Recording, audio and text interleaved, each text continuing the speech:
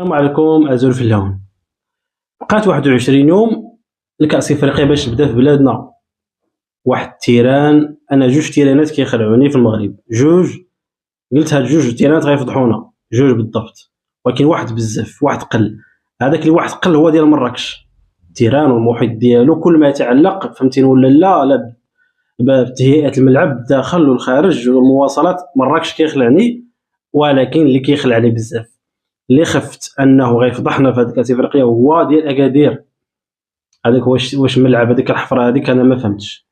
هذيك التيران انا تنقولها اصدقاء ديالي في العمل قال لي ودي الرباط مزيانه، فيها داك الشيء مجهز واعر، فيها ديال طنجه مزيان، فهمتي ولا لا؟ فاش شفناه، واخا انا ما تعجبونيش التيران مغطين نشوف فيهم داك المضمار، لكن فاش الى حد ما يعني شفنا فيها المباريات ديال يمكن مباراه ديال المنتخب المغربي، شي مباراه وديتين دازو شحال هادي اللي عاد تحل، يعني قادر مزيان زوين، كان لي باركينغ لا كلشي بان لي لا ناضي لحد ما.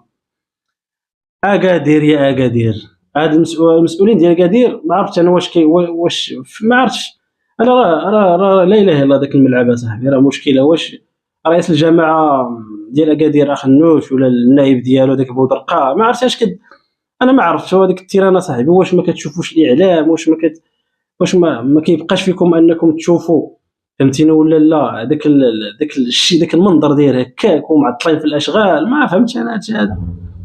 يعني المباريات ديال كاس افريقيا ما بقى ليها والو، باقي داك الشيء هو هذاك اكادير. انا ما بغيتش يتفهم ليا، فيه كل شيء، فيه المداخل كثيره، فيه فهمتيني ولا فيه اليد العامله، فيه الطاقات الشابه، كاين كل شيء، كاين مورد البحر الجبال كل شيء كاين، لكن داك المدينه ما بغاش تفهم ليا لحد الان. وصاحبي نتوما شديتو كاس افريقيا من شحال هادي، شوف الرباط بناو فيه 4 الملاعب بالباركينغات بالخرابيق، التيران ديال مولاي عبد الله راب وطلع، واكادير ما قدوش يصوبوا المحيط ديال الملعب لحد الان، باقي داك الشيء قهوي صاحبي. راه فضيحه صاحبي، راه والله لا فضيحه بالله. الرباط تبناو فيه 4 الملاعب في ظرف السنتين، يعني ملي بداو الاشغال راه بداو في التيرانات كاملين. اكادير ما بدلوا فيه والو، ما كاينش حاجه لداخل. انا داك الشيء تيهمنيش، تقول لي الجوده ديال الملابس داك الشيء مزيان، ولكن اللي تيهمني انا هي الصوره. وخارج الملعب فين هو؟ باقي داك الشيء معطل وثقيل، قال لك ما غيديروا التشجير. التشجير ما يبانش دابا، انا ما يبانش 2030 ما شفنا والو. بالعكس، انا طنجه راه شفتو تقريبا، راه ريبوه كله، خدموه كيردوا الجنبات ديالو، لعبوا على الجنبات اصاحبي، لعبوا على المحيط ديال الملعب، المرافق واش 20 واش غدير فيها؟ راه فضيحه داك الشيء صاحبي.